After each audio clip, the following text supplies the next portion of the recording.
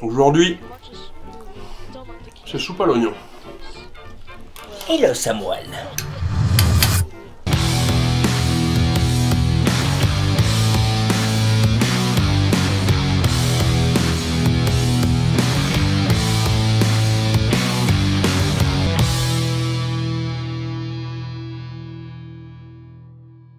Salut à tous, je vais vous raconter comment on écrit tout un pan de l'histoire avec un oignon.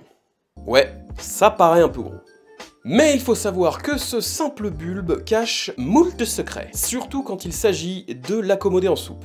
Et on a tous déjà entendu parler de la soupe à l'oignon. C'est un grand classique de la cuisine française, mais pas que. Avant ça, comme d'habitude, si notre travail vous plaît, pensez à vous abonner, à nous mettre un tout petit like et un très gros commentaire. Vous pouvez aussi nous retrouver sur Instagram, et il y a toute notre actu. Ouais. Mais revenons à nos oignons. Copieuse, extrêmement bon marché et efficace contre la gueule de bois. C'est à peu près les vertus qu'on lui prête. Et c'est pas faux. Populaire aussi bien dans les bas quartiers qu'à la cour de Versailles. On le verra plus tard. Ce plat très modeste possède une histoire très riche et très ancienne. Et quand je dis ancienne, on parle carrément de la Rome antique. En gros, quand on déguste une soupe à l'oignon, on déguste 3000 ans d'histoire, à peu de choses près. Le bordel est presque aussi vieux que l'histoire du chocolat. Les Romains y voyaient un moyen simple et efficace de nourrir les castes les plus pauvres. Ils l'ont d'ailleurs surnommée la soupe du pauvre. Pas très original. On comprend pourquoi, tant l'oignon est une denrée facile à produire. Essayez vous-même sur votre balcon dans n'importe quel pot de fleurs, avec un oignon, vous en obtiendrez facilement 10. Ah, c'est pas des conneries. Mais quittons l'Antiquité pour couvrir la période du XVIIIe siècle jusqu'à nos jours. C'est là que la soupe à l'oignon va inscrire son nom dans l'histoire. D'ailleurs, en France, quand il s'agit de bouffer, on n'est pas les derniers. L'admirable cholestérol qu'on va se payer. Et nos rois ne font pas exception, vous allez voir que c'est pas une image. Parce que oui, on prête l'invention de la soupe à l'oignon au roi Louis XV. Rien que ça. Dans la vidéo du jambon beurre, je vous parlais déjà du fait que Louis XIV aurait inventé le sandwich pour chasser. Et bien pour Louis XV, c'est presque la même chose. Il se dit que le roi qui séjournait dans son pavillon de chasse se serait réveillé en pleine nuit, pris d'une bonne grosse dalle sa mère. Il serait donc descendu aux cuisines en pyjama royal pour se péter la panse et casser la croûte. Non, minuit, au boulot. En voyant qu'il ne restait que des oignons, du beurre et du champagne, il a fait sa petite tambouille et c'est là qu'il aurait inventé la sainte soupe à l'oignon.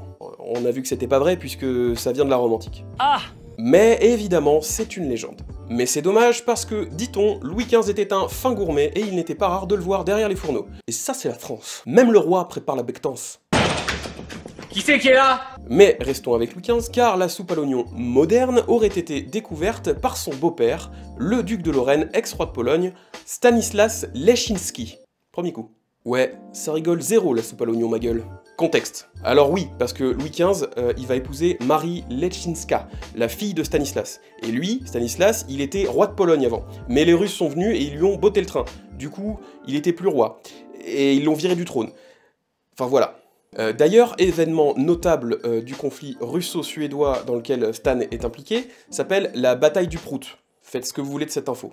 C'est rigolo. Stanislas, donc, ne me faites pas répéter son nom par pitié, aurait fait halte en allant visiter son gendre à l'auberge de la Pomme d'Or à Châlons en Champagne. Et il aurait goûté une soupe si délicieuse qu'il en aurait perdu le sommeil. Je suis insomniaque. Nicolas Appert, cuisinier, confiseur et inventeur, entre autres, de la conserve apertisée, aurait assisté à la scène. Et racontera que le duc de Lorraine aurait insisté pour assister à la préparation de la dite soupe, pour en apprendre tous les secrets. Vous imaginez bien que pour préparer une soupe comme ça, c'est la nuit. En robe de chambre dans les cuisines, il aurait insisté pour que le chef la prépare devant lui, pour ramener la recette à Versailles. Ah, c'est le rendez-vous des glandules, là, ou quoi? Ni la fumée des fourneaux, la chaleur écrasante et les vapeurs d'oignons ne l'ont découragé. On parle quand même d'une maxi portion pour toute une hostellerie, genre 50 kilos d'oignons quoi. Et tout le monde le sait, les oignons, quand on en coupe, ça pique les yeux et ça fait pleurer sa race. Une histoire de composés sulfurés qui rentrent en contact avec des liquides. En gros, quand tu coupes un oignon, ça fait pleurer parce que ça pique, et comme ça pique, tu pleures, et c'est infini. Bref, il n'aurait accepté de repartir pour Versailles qu'une fois la recette gravée dans sa mémoire. Déterre le Stanislas. On ne sait pas si c'est lui qui préparera la recette à son gendre, le roi de France, une fois rentré à Versailles, mais ça a quand même de la gueule. Nicolas Appert lui dédiera en tout cas la recette et la nommera la soupe à l'oignon à la Stanislas. C'est un peu pompeux comme titre. Il la publiera sous ce nom dans son livre de 1831, Tous les ménages ou l'art de conserver pendant plusieurs années toutes les substances animales et végétales. Ça va, le titre à rallonge.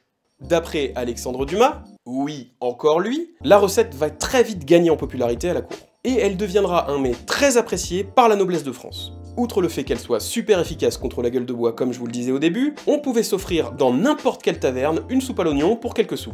Et ça c'est classe, parce que c'est un plat de la noblesse. Prosper le purineur qui graille la même pitance que Louis XV le bien-aimé, c'est le comble du raffinement. Je suis Prosper, le purineur. C'est moi qui récolte le purin. Mais c'est à l'aube du 19e siècle que la soupe à l'oignon va vraiment gagner ses lettres de noblesse et devenir celle que l'on connaît, avec le fromage et tout. Aux Halles de Paris, des restaurateurs ont eu l'idée de génie d'y rajouter du fromage et de la faire gratiner. Le plat devint ainsi plus riche, plus nourrissant et beaucoup plus attractif, surtout pour les travailleurs qui pouvaient se restaurer pour vraiment pas cher. Et aussi bien évidemment pour les piliers de bar qui pouvaient ainsi soigner les stigmates de leur biture. C'est ainsi que la soupe à l'oignon devint à Paris la gratinée des Halles. À savoir qu'il y a autant de façons de faire la soupe à l'oignon que de gens qui la font. Chaque région a sa façon et chaque cuisinier professionnel ou amateur y rajoute son petit secret. Et avec Luc, on va vous montrer notre façon et on va l'accompagner d'os à moelle. Parce que pourquoi pas. 3, 2, 1, cuisine. Mais commençons d'abord par nous rendre dans notre base secrète, le Yeti.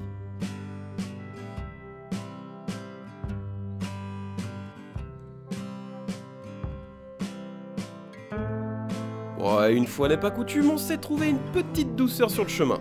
Alors en arrivant, on se préparera un petit apéro léger.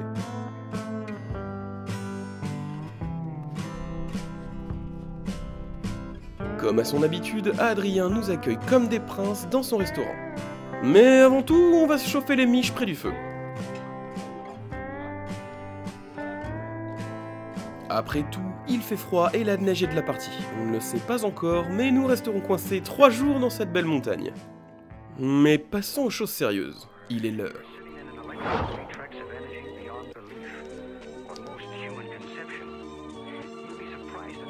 Bon, c'est le moment de se faire une petite tartine.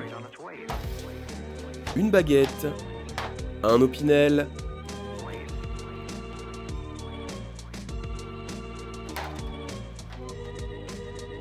un généreux morceau de soubrossade. Pour ceux qui ne connaissent pas, la soubrossade est une charcuterie espagnole originaire des îles Baléares. C'est une saucisse épicée et plutôt tendre. Et c'est divin sur du pain grillé. Et ça part au four à bois. En attendant, avec Julien, on teste une tradition de la montagne, un petit café-gnôle. Cette pratique se retrouve du nord au sud et diffère selon les régions. Plutôt agréable par temps froid, ça fouette le sang. Mais trêve de babillage, il est temps de sortir la soubrossade.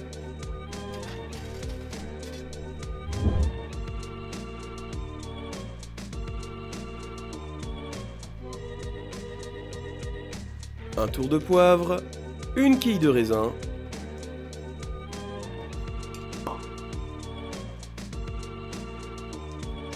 et le bonheur est à portée de main.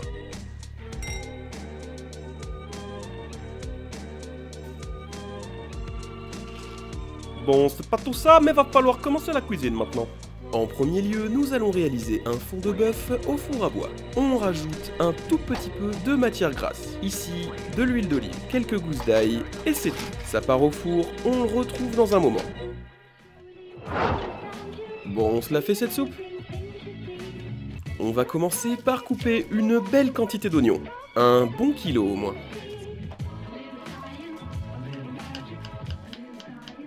Et ça pique. Rappelez-vous, les composés sulfurés, tout ça.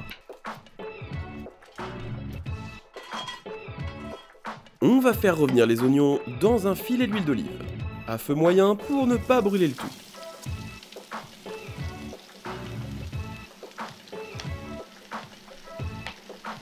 Sel,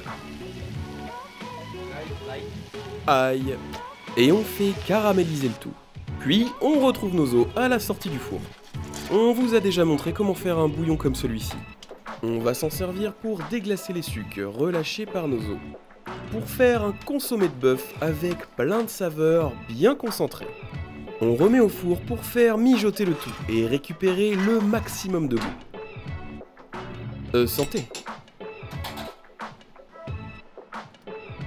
Quand les oignons ont cette couleur, on se rajoute un gros morceau de beurre. Un généreux trait de vin blanc et on laisse mijoter encore quelques instants. Bon, en attendant, tu peux râper ton emmental. Maintenant, on va singer la préparation avec de la farine et bien mélanger avant de rajouter le bouillon.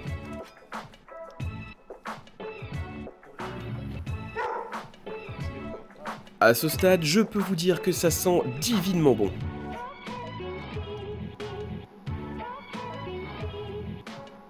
On met ça dans le four pour que ça mijote encore au moins 20 minutes. On a dit qu'on voulait du goût. Au terme de celle-ci, on récupère la préparation et on dresse. Dans une tête de lion, une belle portion de soupe à l'oignon.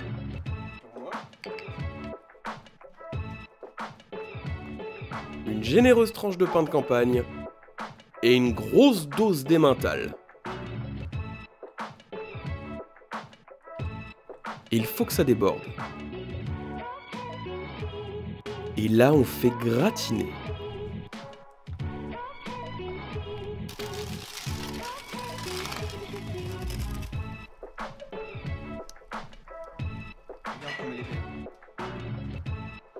Et on goûte à la sortie du four.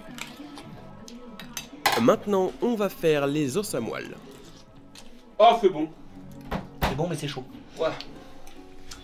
Coucou mes petites côtes de veau. Donc là on s'est mis à côté du feu parce qu'on se les pèle un peu, on est à Peracava. Donc là on va partir sur une recette assez simple, assez canaille. On est sur des os à moelle. Des os coupés dans la longueur tout simplement, qui ont été préalablement trempés 1 à 2 heures. C'est bien de le faire la nuit, mais 1 à 2 heures c'est largement suffisant. Donc là c'est très simple, on va simplement les assaisonner. Un petit peu de matière grasse, du sel et des herbes de Provence, un petit tour de moulin à poivre. Alors maintenant on va les placer dans un petit récipient qui est fait pour aller au four. Nous on va les cuire au four à bois parce que ça va apporter un côté fumé et une belle caramélisation à nos os. Donc on prend les os, il n'y a pas plus simple au monde, on les place bien réguliers simplement. On va ajouter un tout petit peu de matière grasse. Là, on a pris de l'huile d'olive, hein, légèrement. Faut pas trop en mettre parce que l'os à moelle, c'est que de la moelle osseuse, d'accord? Donc, c'est plein de gras, c'est plein de collagène. Donc là, ce qui est très intéressant au niveau apport nutritionnel dans les os à moelle, c'est qu'ils contiennent pas mal de vitamines. Donc, notamment la vitamine B12, qui est vachement bien pour le système nerveux et les articulations. L'os à moelle contient également beaucoup de collagène, très important pour tout ce qui est peau, pour tout ce qui est cheveux. On l'utilise également en cosmétique. Donc là, on a mis sel, herbes de Provence et là, on va ajouter le poivre. Toujours favoriser un très bon poivre pour donner du goût. Il ne faut pas trop le dénaturer l'os à moelle. On le fait soit dans un four à 180 degrés pendant 15 à 20 minutes, soit dans un four à bois assez chaud pendant 15 minutes maximum. Il faut faire attention, il ne faut pas que la moelle brûle, il faut qu'elle ait du goût et voilà. Voilà, le secret du bonheur, c'est ça. Il y a un célèbre chef américain, Anthony Bourdain, qui a dit que la moelle c'était le beurre des dieux. Et il faut savoir que pour la tête dans le plat, le beurre c'est la vie, tout simplement. Parce que le secret, c'est de mettre du beurre. Ben oui, mon petit loulou. Merci chef pour vos enseignements. Avec nos os, on a décidé de se faire une petite poêlée de champignons à l'huile d'olive. Bon, parce que pourquoi pas.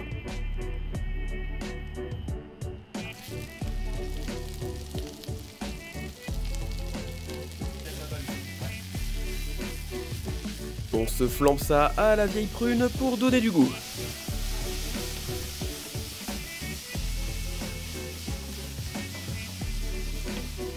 Évidemment, on y rajoute une petite persillade en fin de cuisson, pour que ça relève le tout.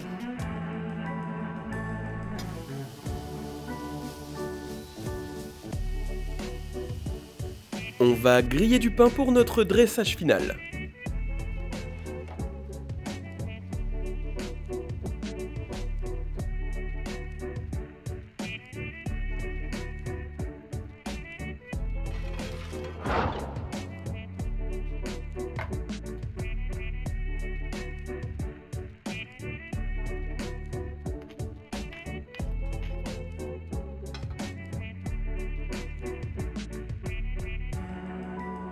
Et c'est Adrien qui se colle à la dégustation. avec un très joli vaqueras.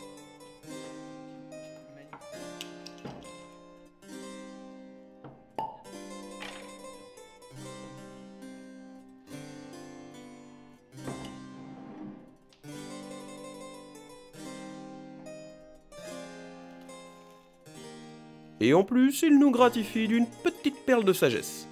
L'os à moelle, c'est un peu des huîtres de terre en fait. Hein. C'est un peu ça. Mission accomplie.